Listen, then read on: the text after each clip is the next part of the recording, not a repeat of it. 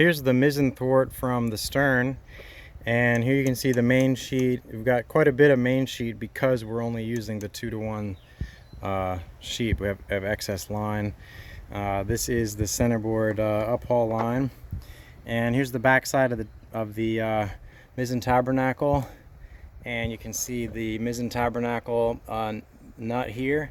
We've also got a lever nut on the mizzen tabernacle bolt here, because with the mizzen tabernacle, the top of the mizzen mast extends beyond the bow of the boat, so much so that you might want to disconnect the mizzen mast from the tabernacle when you trailer. So this gives you the option to do that. Of course, you can see the sail track on the mizzen mast, and starting from the bottom here, we decided to try to mount as much as we could to the mast itself. So that's the downhaul cleat and the downhaul eye strap. These are all drilled and tapped into the 1/8 inch aluminum bottom section. We've got our sail stop here, sail track riveted on.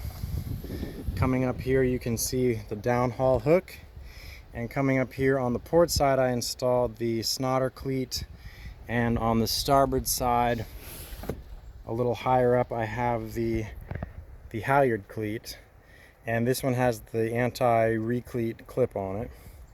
You can see the crutch for the main mast is here on the starboard side, and there's also an extra cleat on the front side in case he ever does a staysail halyard. And then coming up here on the mizzen mast, we have the same eye straps on either side of the mizzen mast with a bridle line and another single block, and the mizzen snotter is a 2-to-1 purchase, connected the same way to the tip of the mizzen sprit, and then tied off the other end back across the eye straps again. And that keeps everything nice and close to the mast. You can also terminate this on the block. There's a pass-through on the block, but this way it just distributes the load a little better. There's no additional hooks for the mizzen reefing because it's right here in the cockpit. You simply move the downhaul hook up to the next reef grommet for reef number 1 to be there. To reef the mizzen mast, we have the first and second reefs on cleats here on the mizzen sprit, which is right next to the mizzen mast, so these are easy to reach, and you simply pull these in and those run through. On this case we tried out some fair leads instead of blocks, and you can see there's a little wrap going on. This should actually be on the other side of the sail, so you have to watch out for this sort of thing. This has gotten rigged up on the wrong side of the sprit, so if I disconnect the mizzen sheet for a second and I have to let out the screen, I have to loosen the snotter.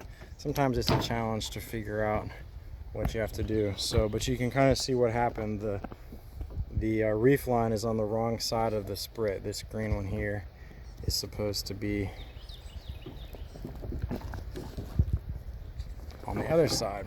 Okay, that looks better. So now when you pull in the first reef, which is the red one, you're pulling down on that grommet, and you pull that grommet right down to the end of the sprit, and then you cleat it off. And this one also gets a couple of fair leads in the middle of the mizzen sprit, which we haven't installed yet because we're still rigging the boat a little bit, but that's supposed to take up the slack. And since I just grabbed a hold of it, here is the mizzen sheet. The mizzen sheet goes through a cam cleat that's centered on the aft deck, and it goes to a fair lead, and in this case we have the bumpkin on, so it goes through a fair lead to a block, then up to a single block that is clipped to the bottom of the mizzen sprit, and then back down to a large eye strap, and that's how you connect the mizzen sheet. So there's the mizzen sheet. And since we're back here, I'll show you the tiller and what we've done here. The tiller here, we've got a tiller clutch.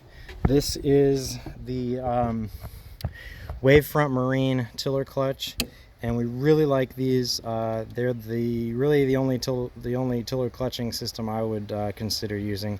The action is very positive. You can be driving along and you can lock the tiller with your pinky and unlock it with your pinky, and I put these on all my boats. There's a line that passes through the tiller clutch, and we've got it connected to an eye strap on the two corners of the boat, and so it gets slack because it's not a perfect arc, but you really don't spend much time out here. The real beauty of the tiller clutch is being able to lock the tiller you know, a few degrees off the center line just to tweak it. So you can leave the helm, you can sail, you can balance the hull sailing with just the sails, you can dive down below for a sandwich, whatever you need to do. We got our tiller extension swivel there, and the tiller extension clip back here. This is a piece of 1/2-inch CPVC pipe. It's the best and cheapest tiller extension out there, and this one is a little over 2 feet long, and this allows me to sit all the way up in the front of the boat and drive the tiller. I can just, as long as I can reach the mizzen thwart, I can drive the tiller from the front half of the boat. This tiller is a little fancy. It has a pivoting section, which the tiller clutch prevents it from pivoting, but if you untie the tiller clutch, you can see the rotation bolt back here, and this whole tiller will pivot up. So I'll show you that.